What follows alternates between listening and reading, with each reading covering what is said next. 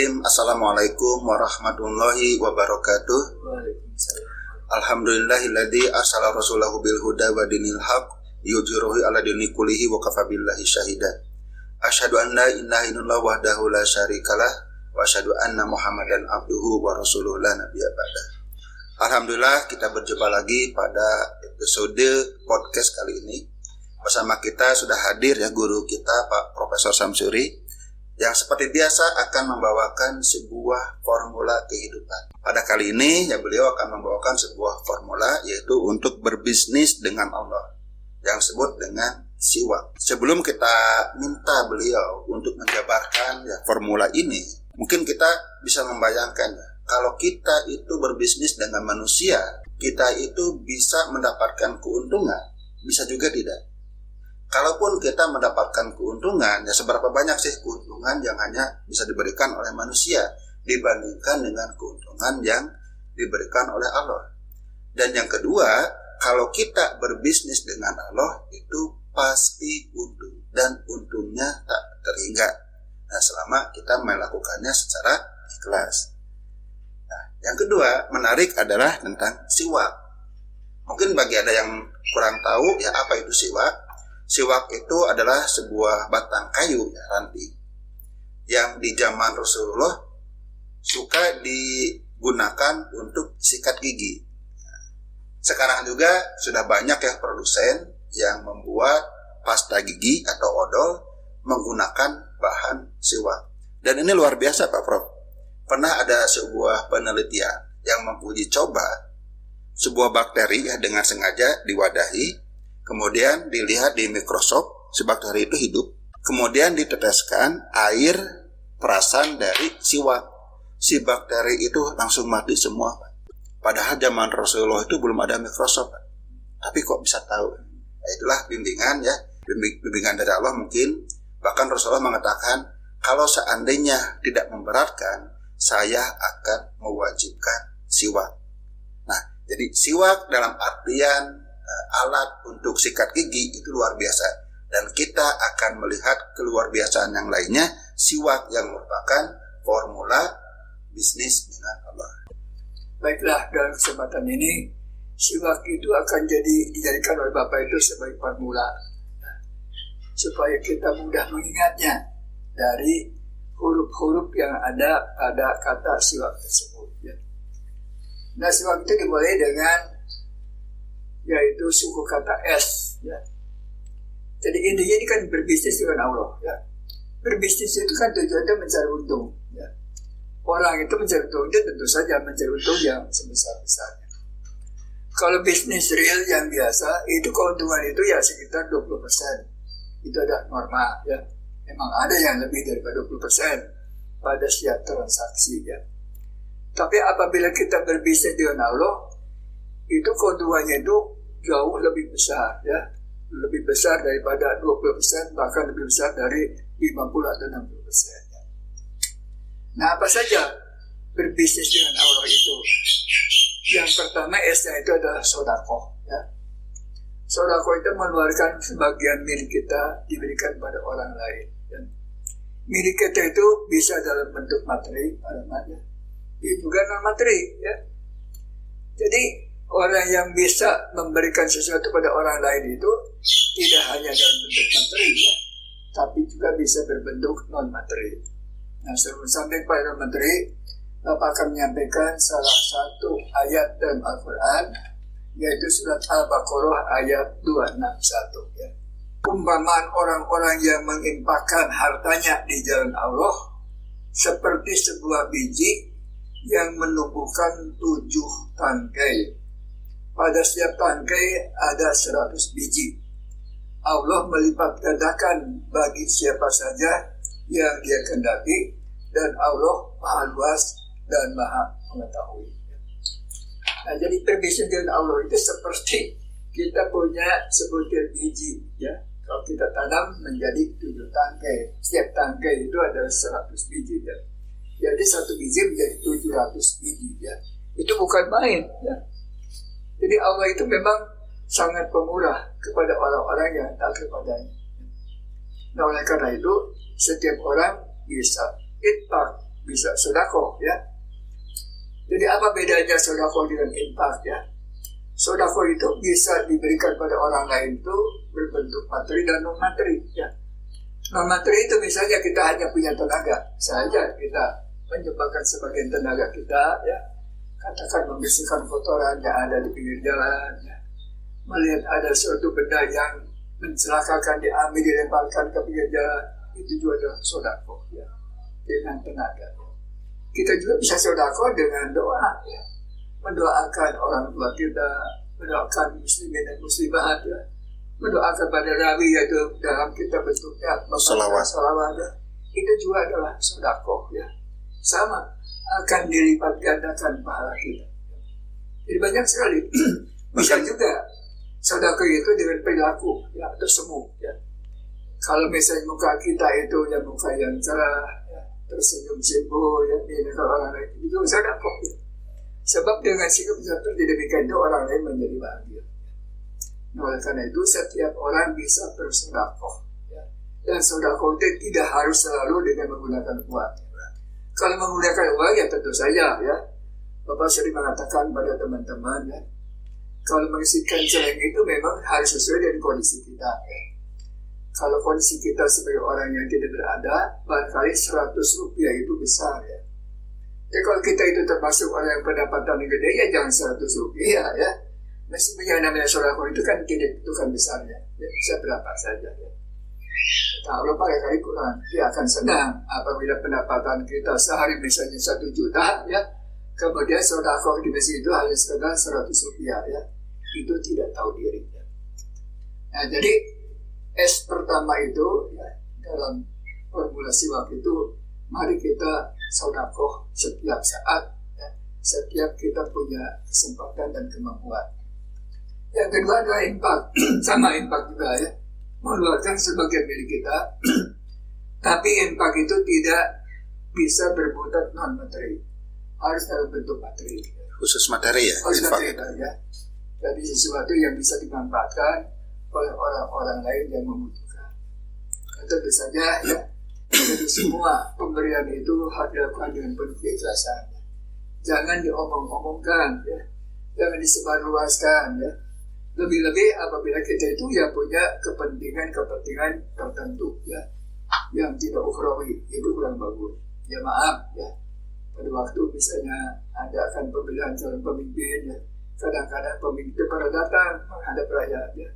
Pada saat itu mereka itu bermurah hati Pak ya, banyak memberikan sedekah, mungkin dalam bentuk materi, ada uang ya, ada makanan, ada pakaian dan sebagainya ya. Itu bagus-bagus saja ya. Tapi karena di dalamnya ada kepentingan, barangkali pahalanya itu akan berkurang. Jadi anggap ya boleh-boleh saja ya. Jadi kapan saatnya kita memberikan sesuatu itu kepada orang yang membutuhkan, ya sebaiknya pada saat orang-orang itu sangat membutuhkan. Kemudian yang selanjutnya apa namanya? Yang ketiga itu itu wakaf. Nah itu wakaf lebih besar lagi ya.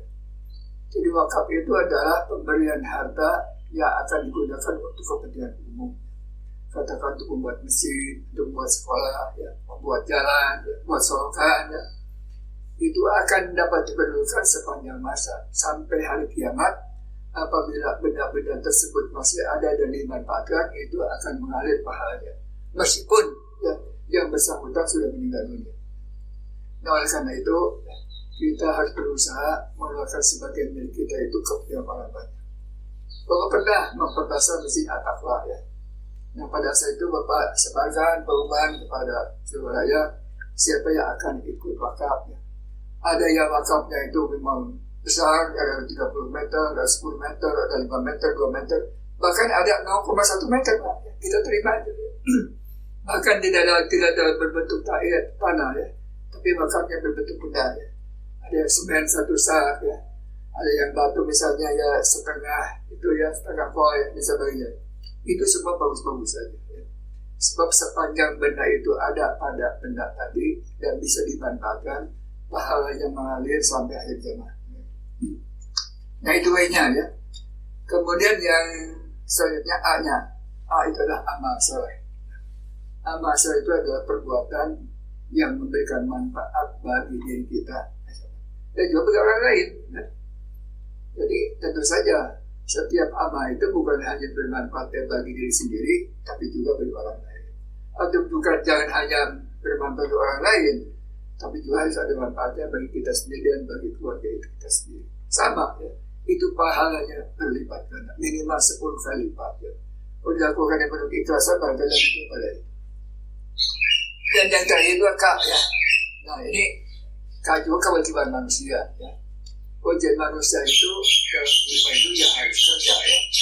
Kerja keras, kerja cerdas, dan kerja yang ikhlas dan istiqomah ya. Sebab manusia itu katanya Pak Ahmad senantiasa harus ada dalam 3 keadaan ya. Ini kata salah Jauzi yang mengatakannya ya.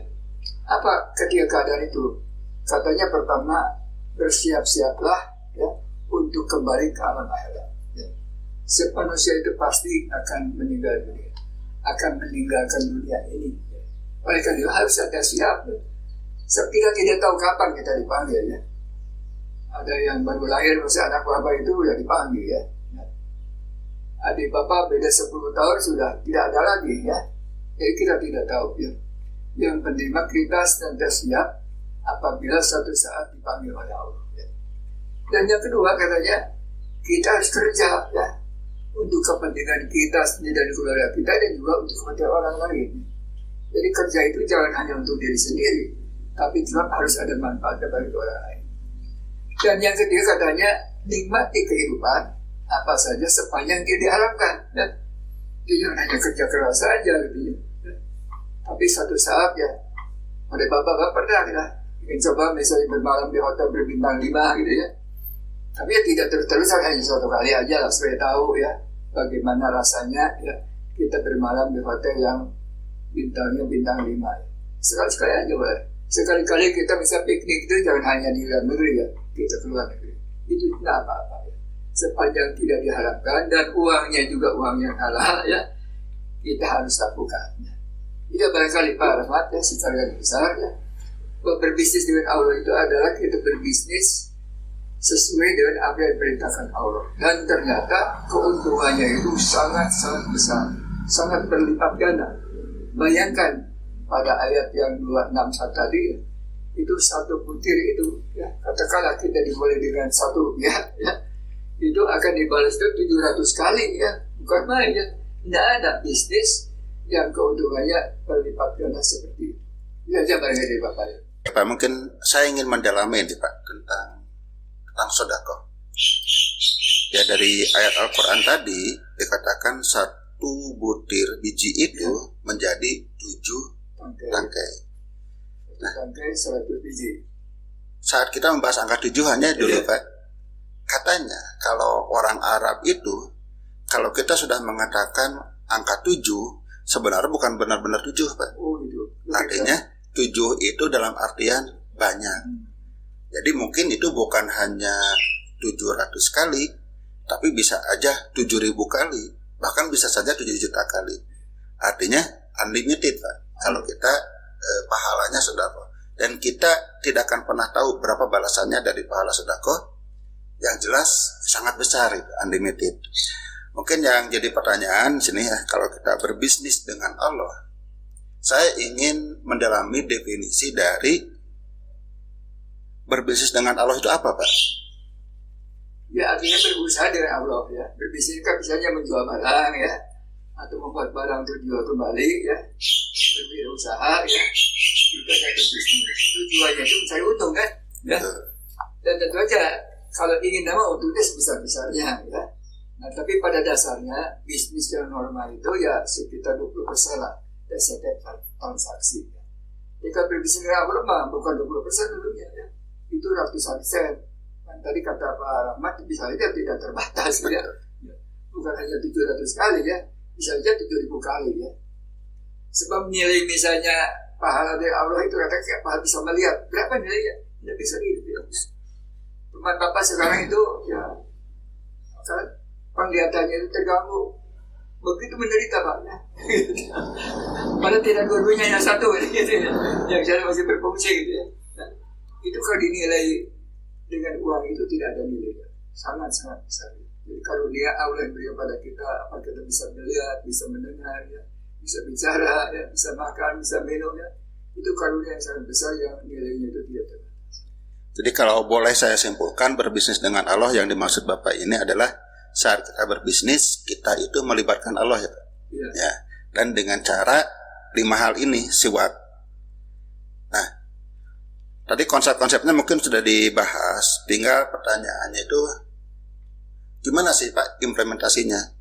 Kita kan sudah bisnis, yang namanya bisnis itu kan mayoritas aktivitasnya itu adalah jual beli ya, aktivitasnya adalah berdagang dalam bisnis itu. Lalu kita juga harus sedekah. Lalu bagaimana itu Pak implementasinya?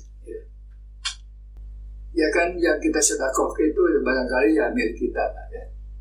Milik kita itu apakah misalnya karena kita kerja ya, kemudian mendapatkan upah ya, jangan semuanya dipakai sendiri, keluarkan sebagian untuk kepentingan orang lain. Sebab katanya hidup itu harus sering melihat ke atas dan melihat ke bawah. Kalau kita melihat ke atas, pasti ada yang di atas kita. Makanya jangan sombong ya. Tapi kadang-kadang kita harus sering melihat ke bawah. Ya. Orang yang kondisinya di bawah kita itu sangat banyak. Kalau kita misalnya pendapatan satu hari hanya 100.000 rupiah, ya, banyak yang kurang daripada itu. Bahkan banyak yang nganggur, yang tidak punya penghasilan. Oleh karena kita harus sentiasa bersyukur. Jadi oleh karena itu sebagian milik kita keluarga. Tapi yang namanya sedekah itu kan tidak harus berbuat dalam bentuk harta. Jika sikap kita sopan santun kalau bicara tidak menyakiti orang itu sudah sedekah. Bahkan Bapak lihat katanya kalau kita punya piaraan ya, piaraan kita itu punya burung, paraban, goreng, dan ayam di paraban gitu ya. Itu aja sudah termasuk sedekah ya. Tanam-tanaman kita pelihara ya. Tiap hari bisa disiram gitu ya. Itu sudah sedekah ya. Makanya Bapak juga disengaja nih Pak, jadi giru ayam ya, miara kucing ya, miara burung japati ya, kemudian burung dederu gitu ya. Tiap-tiap pagi Bapak paraban sebagainya, itu termasuk sedekah. Dan itu akan memberikan pahala besar pada kita. Alhamdulillah Bapak sudah umur sekian itu relatif masih sehat, masih bisa pergi ke masjid tiap hari, malam bisa sholat tahajud ya. Itu barangkali ya karena kita ya mendapat karunia dari Allah ya, kita banyak bersyukur kepadanya. Itulah barangkali Pak. Dan setiap orang bisa Pak, bisa sedekah. Seperti tadi kan sedekah itu tidak harus berupa harta. Yang miskin bisa sedekah dengan tenaga. Orang pintar pada para mati bisa dengan dakwah gitu ya, menyiapkan formula kehidupan, itu sudah sedekah ya. Gitu. Tapi kita menggunakan podcast mungkin yang mendengarkannya itu bukan puluhan, bisa ribuan, bisa jutaan. Dan juga ini kan yang namanya ada jejak digital tidak akan terhapus ya sepanjang masa ya. Bisa kita silakan ada yang membacanya, yang melihatnya dan sedemikian manfaat. Itu sudah pahala yang sangat besar. Bagaimana Pak kaitannya bisnis dengan sedekah? Apakah harus selalu aktivitas kita diiringi sedekah atau gimana? Jadi katanya apabila kita sudah niat berbuat baik saja itu sudah sedekah. Niat kita berbisnis untuk memenuhi kebutuhan keluarga itu sudah sedekah. Jadi sedekah itu maknanya sangat luas. Sebab sedekah tidak hanya berbentuk materi, bisa berbentuk hal, bisa berbentuk tenaga, bisa berbentuk dengan perilaku kita, bisa berbentuk dan bentuk mendoakan orang lain ya. Itu mendoakan tidak jadi sangat kamu ada apa? Kalau misalnya mendoakan tuh muslimin, muslimat, mukminin, mukminat ya, yang sudah hidup, yang sudah meninggal dunia, bukan main banget. Itu akan kembali kepada kita. Ya tentu aja lakukannya dengan penuh keikhlasan dan penuh kesadaran ya. Jadi jangan asal aja ngomong dan gitu ya, banyak yang tidak disadari ya. Yang demikianlah barangkali ya pahalanya itu tidak akan gede. Jadi kalau kita dengan penuh rasa ya Allah ya, saya doakan misalnya saudara kita sekarang di Gajah yang sedang susah gitu. Mudah-mudahan mereka itu ya diberikan kesabaran ya. Dan pengorbanannya diberikan pahala ya. Itu juga akan besar sekali manfaatnya. Jadi jangan sampai kita hanya berpikir untuk diri sendiri. Sebab kita seperti ini karena ada bantuan orang lain ya. Lahir ke dunia saja kita karena ada bantuan orang tua ya. Lebih sejak kecil ya, kita tidak bisa makan, minum dan sebagainya. Itu menyusahkan orang tua sekian lama. Kita dikandung oleh ibu kita 9 bulan ya. Nah itu kita sudah banyak menyusahkan orang. Jadi kalau kita sudah sekarang punya kemampuan, Ya jangan sampai hasilnya itu jangan dimakan sendiri. Toh ditumbuh banyak-banyak juga satu saat ditinggalkan kayak coba konglomerat ya, yang hartanya bisa ratusan triliun, kalau meninggal dunia semua ditinggalkan. Dan yang ditinggalkan itu belum tentu digunakan yang baik, ya. Jangan-jangan digunakan untuk yang jahat ya. Nah, jadi terlalu banyak harta juga berpendapat termoda itu mubazir gitu ya. Lebih-lebih apabila hartanya diperoleh dengan cara yang tidak halal ya.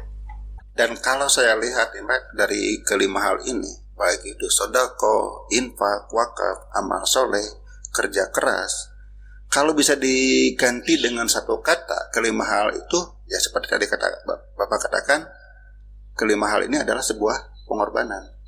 Jadi intinya pengorbanannya Pak. Ya. Dan Allah tidak menyuruh pengorbanan seluruhnya lah. Tidak usah seperti Abu Bakar gitu ya, diberikan seluruhnya untuk kepentingan perjuangan Islam ya, tidak usah ya. Itu akan sifatnya sukarela. Yang dipaksakan besarnya itu adalah bukan dalam bentuk sedekah atau infak ya, tapi zakat. Tapi zakatnya ada ketentuan, ada nisabnya ya. Kalau jumlah keuntungannya sekian ya, baru kamu wajib bisa 2,5%. Tidak gede Pak, ya 2,5% lah. Ya Allah itu memang tidak memberatkan kepada kita. Tapi yang namanya sukarela oleh Allah ya akan berapa saja. Ya. Nah itu kan memberikan kepada kita independensi ya. Tidak Allah juga tidak memaksa. Mana yang wajib tidak terlalu banyak ya. Tapi yang sudah formal itu begitu banyak opsinya. Ya. Tapi sebenarnya saudara kita bukan untuk kepentingan Allah. Ya Allah tidak butuh apa-apa ya. Allah pemilik segala hal ya. Jadi Allah itu hanya sebagai biasanya saja bisa intan surullah ya, menolong Allah. Mana manusia bisa menolong Allah gitu. Itu hanya sekadar ya isyarat saja lah, seolah-olah kita memberikan pinjaman pada Allah. Allah tidak butuh pinjaman ya, semua milik Allah yang diberikan pada manusia. Jadi rahasia sukses itu pada intinya kita harus mau berkorban. Baik itu dalam bentuk sedekah, infak, wakaf, amal soleh dan kerja keras. Dan bagian akhir jangan lupa ya, kita juga harus kerja keras, harus cerdas ya, harus sungguh-sungguh ya. Sebab karena Allah kata inna allaha la yughayyiru ma biqaumin hatta yughayyiru ma bi anfusihim. Allah tidak akan merubah nasib bangsa apabila ya orang bangsa tersebut tidak berusaha ya, untuk merubah keadaan. Nah dari sebab itu kita bisa hijrah ya, hijrah di tempat yang kurang baik kepada tempat yang lebih baik. Oke, baik Pak, sudah banyak nih yang dibahas pada kali ini. Mungkin sebagai penutup bisa Bapak berikan kesimpulan Pak, nasihat intinya dari apa yang kita bahas dari awal. Baiklah para pendengar sekalian ya. Jadi yang Bapak sampaikan itu adalah berbisnis dengan Allah. Jadi berbisnis dengan Allah itu adalah sebenarnya melaksanakan apa yang diperintahkan Allah pada kita. Ya. Jadi kalau kita melaksanakan perintah Allah sepenuhnya, semuanya itu sangat menguntungkan kita. Ya. Untungnya berlipat ganda dibandingkan dengan bisnis real yang biasa kita lakukan. Pertama dilakukan dengan keikhlasan, ya. Kedua pahala yang sangat besar. Dan setiap orang saja bisa ya melaksanakan perintah Allah tersebut. Ya. Karena Allah tidak memaksa harus sekian. Ya. Jadi yang namanya wajib, ya, yaitu zakat hanya 2,5% ya, dari milik kita yang begitu besar. Sedangkan sedekah infak itu adalah sukarela. Yang sukarela itu misalnya berapa saja ya. Dan diharuskan sekian juta, sekian miliar ya. Masih seorang misalnya miliarder ya. Atau konglomerat, jadi katakan ada kamu konglomerat, saudaranya itu 1 juta misalnya ya. Setiap orang diberikan kesempatan. Hanya tentu saja kita harus tahu diri. Kalau oleh kita diberikan limpahan, katakan rezeki yang banyak, ya saudaranya jangan terlampau sedikit. Jadi kita juga tahu diri. Kalau kita diberikan limpahan yang gede, kalau sodako dan infak juga harus ya gede juga. Itulah para hadirin sekalian, mudah-mudahan bermanfaat. Mohon maaf atas segala kekeliruannya. Wassalamualaikum warahmatullahi wabarakatuh. Waalaikumsalam. Baiklah para penonton semua, kita sudah mendengar nasihat ya dari guru kita tentang berbisnis dengan Allah yang disingkat dengan sebuah formula yang disebut dengan siwak. Mungkin sebagai pembawa acara, saya akan menutup acara ini. Mohon maaf atas segala kesalahan dan kekurangan. Yang salah itu mungkin datang dari saya pribadi atau dari kami berdua, dan yang benar semua datang dari Allah. Ya, sekali lagi mohon maaf atas semuanya. Wassalamualaikum warahmatullahi wabarakatuh. Waalaikumsalam warahmatullahi wabarakatuh.